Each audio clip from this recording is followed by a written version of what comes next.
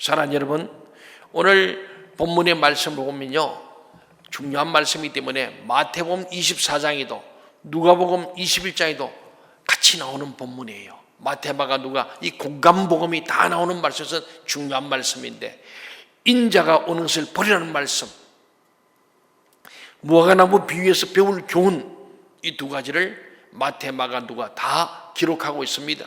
오늘 마가복음 13장 24절 27절 말씀을 크게 두 단락으로 구분할 수 있습니다. 24절부터 27절까지는 종말의 마지막 때 일어날 세 가지 재앙을 얘기합니다. 그리고 두 번째 28절부터 마지막 37절까지는 때에 대한, 다시 말해서 언제 이러한 일이 일어날지에 대한 말씀을 하고 있습니다. 종말의 마지막 때 일어날 첫 번째 특징은 우주적인 재앙입니다. 그것을 어떻게 표현했습니까? 본문 24절 25절을 같이 한번 읽어보겠습니다. 시작. 그때에 그 한 날 후에 해가 어두워지며 달이 빛을 내지 아니하며 별들이 하늘에서 떨어지며 하늘에 있는 권능들이 흔들리리라. 다음으로는 그러니까 우주적 재앙이 온다. 그 다음에 하는 얘기 뭡니까? 모든 세상 사람들이 볼 수 있도록 예수님께서 구름 타고 공중으로 재림한다는 말씀을 하고 있습니다. 26절 한번 읽어볼까요? 시작. 그때 인자가 구름을 타고 큰 권능과 영광으로 오는 것을 사람들이 보리라. 예수님께서 구름을 타고 공중 재림하면서 사람들이 다 보게 된다. 세 번째 재앙이 뭐냐? 종말의 재앙은 휴거가 일어날 것이라고. 휴거. 27절 같이 보겠습니다. 시작. 또 그때 그가 천사들을 보내어 자기가 택하신 자들을 땅 끝으로부터 하늘 끝까지 사방에서 모으리라. 보세요. 천사들을 보세요. 자기가 택한 자들을 땅 끝에부터 하늘 끝까지 모아서 이들을 공중으로 들어서 공중 재림한 주님과 함께 휴거한다는 말씀을 하고 있는 거예요. 자, 먼저 24절에 있는 바로 우주적 재앙이라는 그때가 뭐냐? 이 그때는 환난 후를 이야기합니다. 유대인에게 대한 큰 환난, 혹은 그리스도를 따른 제자들에 대한 큰 환난이 일어난 다음에 이런 일들이 일어난다, 그런 말씀이죠. 재림의 징조는 구약을 통해서도 찾아볼 수 있습니다.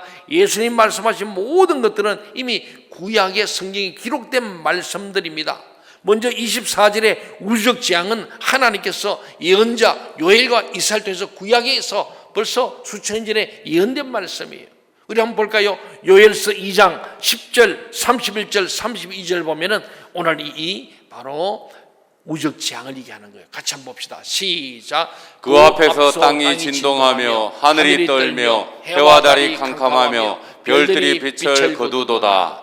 여호와의 크고 두려운 날이 이르기 전에 해가 어두워지고 달이 핏빛같이 변하려니와 누구든지 여호와 이름을 부르는 자는 구원을 얻으리니 이는 나 여호와의 말대로 시온산과 예루살렘에서 피할 자가 있을 것이며 남은 자 중에 나 여호와의 부름을 받을 자가 있을 것임이니라.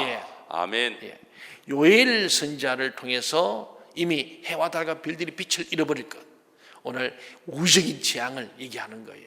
뿐만 아니고 보면 이사야 13장 9절부터 11절에도 같은 얘기를 하고 있어요. 그리고 요엘 선지자와 이사야 선지자를 다 하나님께서 성령으로 영감 주어서 이미 예수님이 오늘 하신 이 말씀을, 구약에서 예언하는 말씀을 주님이 다시 조명하시는 거예요. 한번 볼까요? 이사야 13장 9절부터 11절 시작. 보라, 여호와의 날 곧 잔혹히 분냄과 명렬히 노하는 날이 이르러 땅을 황폐하게 하며 그 중에서 죄인들을 멸하리니 하늘의 별들과 별무리가 그 빛을 내지 아니하며 해가 돋아도 어두우며 달이 그 빛을 비추지 아니할 것이로다.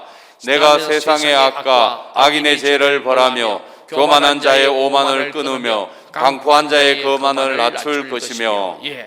보니까 요엘서 말씀, 이사야 말씀에 이미 해달별이 빛을 잃어버릴 것이고, 그때에 주의 이름을 부른 자는 구원을 받을 것이고, 그때에 교회로 피하는 자들은 그들이 남을 자가 될 것이다, 이렇게 이미 예언된 말씀이에요. 이 코로나 시국에 우리의 피난처는 주님인 줄 믿습니다. 주 안에 있는 나에게 딴 것이 있으랴. 십자가 밑에 나가 내 짐을 풀어야 합니다. 여러분, 많은 인생의 짐이 있지만 주님 외에는 없어요. 대통령이 책임을 질까요? 아니에요. 이제는 끝납니다. 자기의 내일도 모르는 거예요. 어디로 갈지 모르는 거예요. 김해에다 집을 짓고 양산에 집을 짓는다 하지만은 이런 보잖아요. 대통령이 집을 아무리 지어봐도 그 집에 살지를 못하는 거예요. 어떻게 우리 인간을 믿을 수 있겠습니까? 특별히 하나님을 대적하는 자는 절대 믿을 수 없는 거예요. 시온산과 예루살렘에 피할 수 있다는 거예요. 오늘 교회만이 우리의 안식처가 되고 피난처가 되고 구원의 방주가 될 줄로 믿습니다. 그렇습니다. 그러니까 이 그때는 보면 환란이 있고 난 뒤에 정말 주님께서 이 재림의 징조를 우리에게 보여주시는 것처럼 반드시 종말과 재림은 일어난다는 것을 말씀하는 거예요. 두 번째로 26절을 보면은 인자가 구름을 타고 큰 권능과 영광으로 오는 것을 사람들이 보리라. 재림의 장면이에요. 재림의 징조는 해달빛이 다 빛을 잃어버리고 세상이 캄캄해지는 시대, 하나님의 빛이 사라진 시대. 오늘 교회가 문을 닫았다는 것은 결국은 세상의 빛과 소금이 문을 다 닫은 거예요. 세상이 캄캄한 거예요.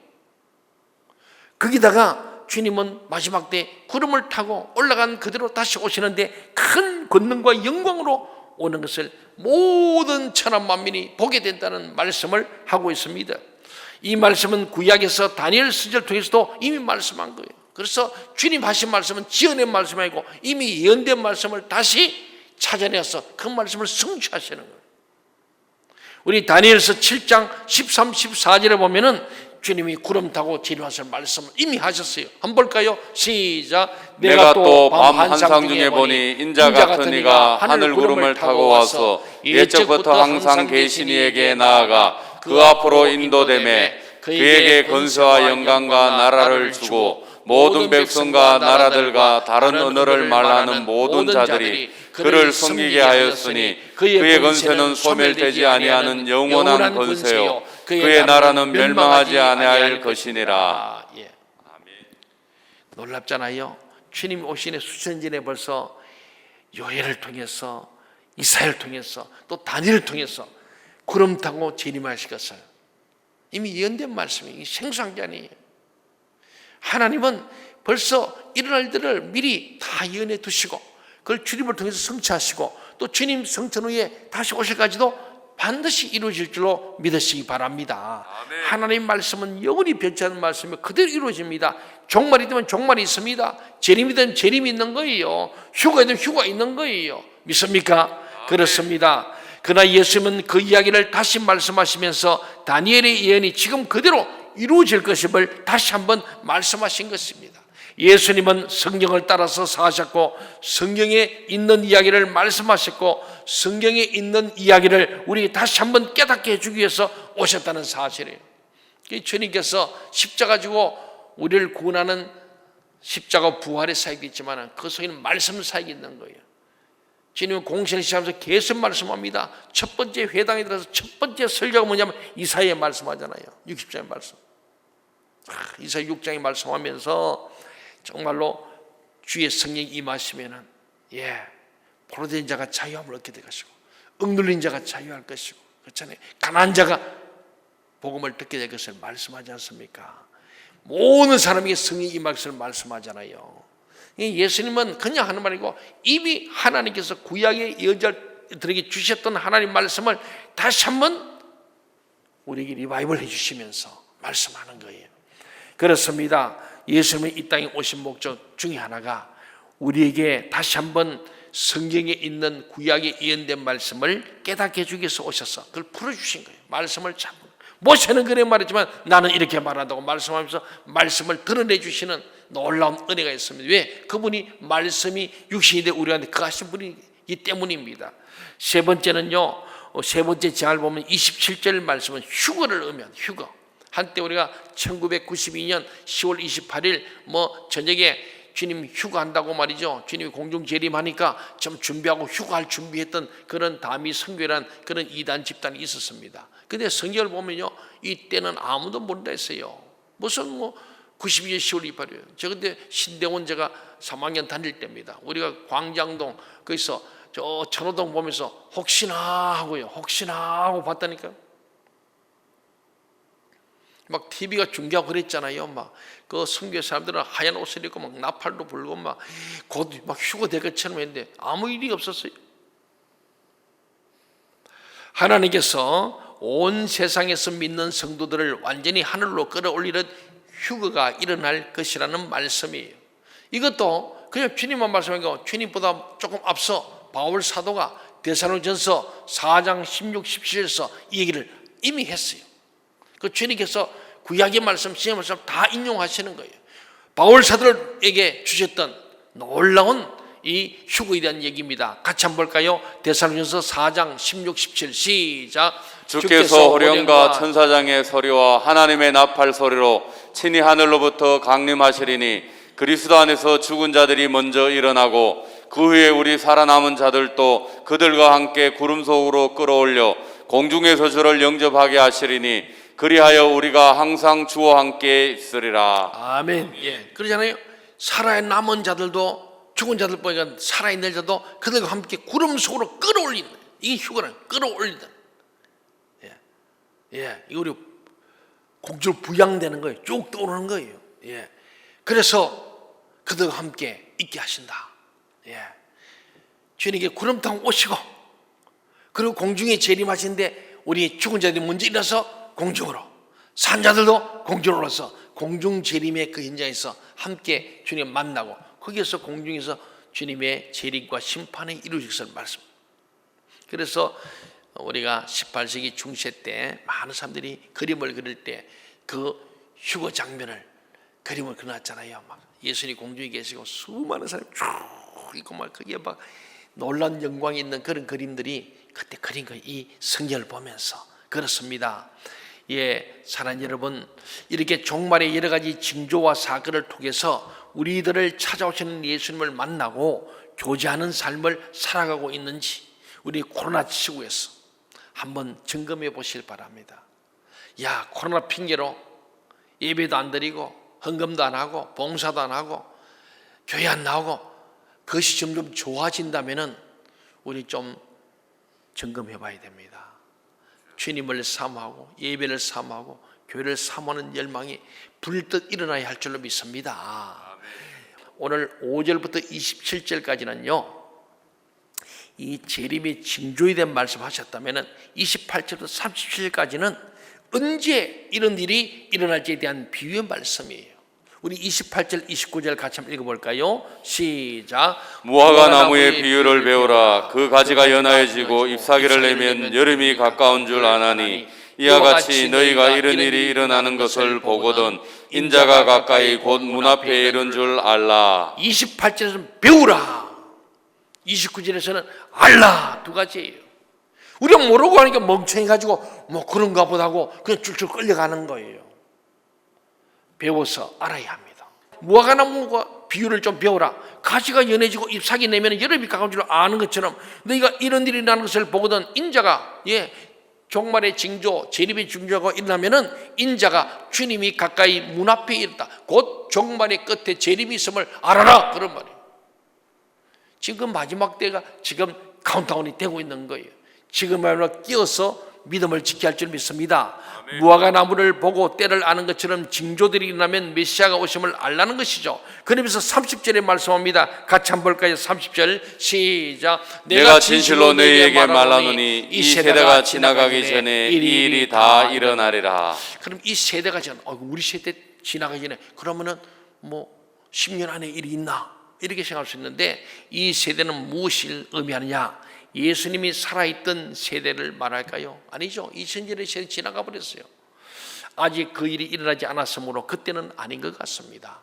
지금 다가오고 있는 거죠. 어쩌면 지금 눈에 보이는 역사적인 시대가 다 지나가기 전에, 하나님 나라가 임재하기 전에, 영원한 하나님 나라가 도래하기 전에 이 일이 다 이루어질 것이라는 말씀이 아니겠습니까? 눈에 보이는 세대가 전부인 것처럼 살지 말라는 말씀으로 해석됩니다. 우리 눈에 보이는 것만 보고 살면 안 됩니다. 이 땅이 것이 전부가 아니고 보이지 않는 하나님 나라를 늘 생각해라. 지금 코로나 이게 문제가 아니에요. 이 코로나를 넘어서 하나님의 역사를 바라봐야 할 줄 믿습니다. 여러분 모든 요나 때의 광풍도 하나님이 개입하시는 거예요. 그렇지 않습니까? 욥의 고난에도 하나님이 허락 없이는 안 되는 거예요. 이 고난도 하나님의 주권에 있음을 믿으시기 바랍니다. 그럼 우리는 하나님을 바라봐야 돼요. 고난을 바라보는 게 아니에요. 뭐 이거 금지 명령이 중요한 게 아니에요. 하나님이 푸셔야 합니다. 키는 하나님 들고 계시다고요. 하나님이 이 문제를 해결할 줄 믿습니다. 어떨 때? 우리가 하나님을 경외할 때요.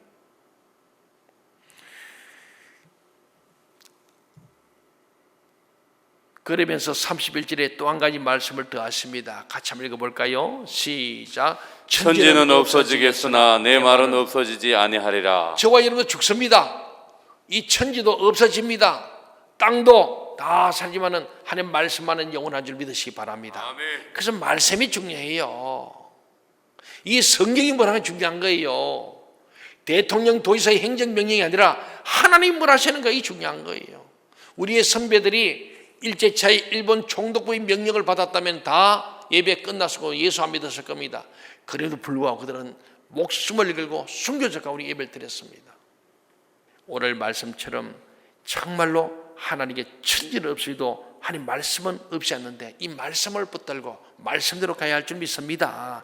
이 은혜의 말씀은 정확하게 이루어진다는 말씀입니다. 하나님 하신 말씀은 그대로 이루어집니다. 천지가 없어도 하나님의 말씀은 천지 개벽해도 말씀대로 이루어질 줄로 믿으시기 바랍니다. 32절 33절 한번 봅시다. 우리가 그래서 긴장해야 됩니다. 시작. 그러나 그날과 그때는 아무도 모르나니 하늘에 있는 천사들도 아들도 모르고 아버지만 아시느니라. 주의하라, 깨어있으라. 그때가 언제인지 알지 못함이라. 천사들도 아들 예수도 모르고 하나님 아버지만 아신다는 거예요. 여러분요, 우리 예수님은 사실은 하나님 아닙니까? 근데 모른다니까 이상하잖아요. 의문이 생기는 거예요. 그러나 기억할 것은 이 땅에 사는 동안에, 예수님 이 땅에 육체를 입은 동안에 예수님은 한계가 있다는 거죠. 그걸 일부러 드러내시려고 말씀한 거예요. 내가 지금 인간의 몸을 갖고 있으니까 나는 지금 할 줄 알아. 이제 부활 승천 후에는 하나님 보호자에 앉으셔서 다 아시죠. 그래서 우리가 볼 때는 그럼 예수는 모르고 성자는 모르고 성부 아니야? 그런 차원이 아니라 그런 말씀이죠. 내가 알고 싶은 그날과 그때는 언제입니까? 하나님이 나에게 숨기신 때를 기다리며 감당해야 될 사명이 뭔가? 지금 우리 이때에 이 어려울 때지만 내가 해야 될 사명이 뭘까? 이 복음 사명이 참 중요합니다. 여기에서 강조한 것은 오늘 결론이죠. 깨어있으라. 따라합시다. 깨어있으라. 깨어있으라. 이 말씀에 깨어있으라는 거죠. 주의를 일깨우는 신호죠. 우리가 잠들어 있고 코로나 핑계로 그냥 예배도 중단하고 헌금도 중단하고 봉사도 중단하고 그냥 적당히 들어누워 살고 점점 좀 더 자자, 좀 더 놀자, 좀 더 졸자, 좀 더 눕자. 빈궁이 도덕같이 온다. 믿음의 빈궁, 믿음이 막 사라지는 거예요. 믿음만이 아니고 물질도 사라지고 인생의 모든 것이 빈궁이 도덕같이 많이 도적같이. 예수님 예를 들어 말씀하잖아요. 우리가 오늘 이 땅에 사는 동안에 우리가 정말 해야 될 일이 뭔가 34절, 35절, 36절 한번 봅시다. 34절로 36절까지 말씀 시작. 가령 사람이 집을 떠나 타국으로 갈 때에 그 종들에게 권한을 주어 각각 사물을 맡기며 문지기에게 깨어있으라 명령함과 같으니 그러므로 깨어있으라. 집주인이 언제 올는지 혹 저물 때일는지 밤중일는지 다굴 때일는지 새벽일는지 너희가 알지 못함이라. 그가 호련히 와서 너희가 자는 것을 보지 않도록 하라. 주인이 집을 떠나면서 종들이 권한을 주면서 사물을 잘 감당하고 문지기는 집을 잘 지키는 거예요. 그런데 그렇게 잘 하려면 깨어있어야 한다는 거예요. 오늘 우리 그리스도인들이 하나님 받은 소명과 사명을 잘 감당해 깨어있으라.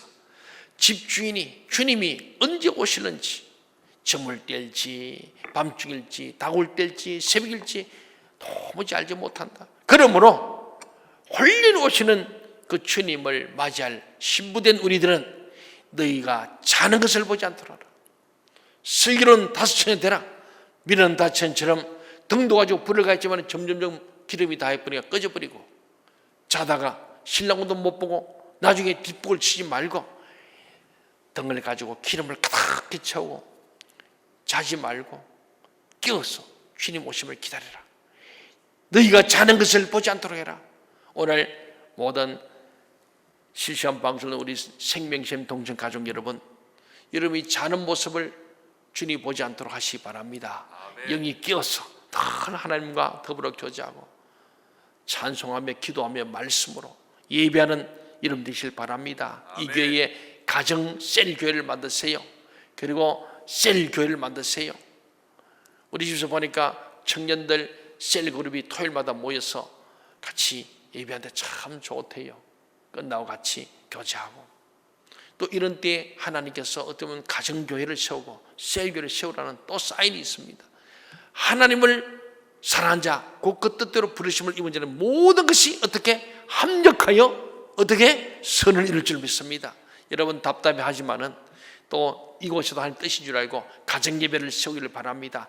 부모님이 재산이 되어서 아이들과 함께 예배드리고, 여러분이 목자가 되어서 가정교회를 세울 수 있기를 바랍니다. 또 우리가 지금 셀이 우리가 따로 못 모이는데 주중에도 셀이 서로 연락하고 서로 만나고 서로 기도해야 됩니다. 저희들도 볼 때는 못 만지면 현관 신방을 해 있다. 현관에 가서 마스크 쓰고 잠시 안부 묻고 기도를 해 있다. 이제 이 코로나 때문에 우리가 계속 앉아서 기다릴 것이 아니다 생각이 드는 거예요. 그렇습니다. 그러면서 주님은 또 37절에서 같이 읽어볼까요? 시작. 깨어있으라. 내가 너에게 하는 이 말은 모든 사람에게 하는 말이니라 하시니라. 어떤 특정인이 아닙니다. 모든 사람, 대통령을 비롯해서 모든 국민들, 남녀노소, 빈부귀천에 관계없이 모든 사람들, 모든 열방에 있는 모든 사람들, 이 지구촌 우주 만물에 있는 모든 사람들이 하는 말씀이에요. 오늘 저나 여러분 믿는 자나 믿지 않는 자에게도 이 말씀을 해서 나중에 우리가 절대로 누구든지 심판날을 몰랐다고 핑계할 수 없다는 거예요. 왜 갑자기 오셨느냐? 갑자기 온다 했잖아요. 네 왜 잠잘떠냐? 잠잘도 온다 했잖아요. 그래 자지 말라고 그러잖아요. 주님 오심을 우리는 고대하면서 예배하며 기도하며 우리에게 주인이신 주님이 맡긴 사물을 잘 감당하다가 주님 오실 때에 만나서 착하고 충성된 자로 마라나타 아멘 주 예수여 어서 오셔 할 수 있는 그런 준비된 믿음의 사람들이 다 될 수 있기를 간절히 축원합니다. 날마다 깨어있고자 말씀으로 내 삶을 비추어 보기를 바랍니다. 그러지 못하고 있다면 무엇 때문인가? 우리의 게으름을 벗어버리고 이때야말로 더 뻘떡이 나서 더욱더 눈물로 기도하고 말씀을 붙들고 믿음을 살리는 정말 반석에 세운 교회와 같이 음부의 권세를 이기고 사단의 권세를 이기고 사단의 미혹을 이겨내고 천국의 열쇠를 가지고 하늘 문을 열고 우리 이웃의 복음의 문을 여는 저와 여러분 되기를 간절히 소원합니다. 아멘. 기도하겠습니다.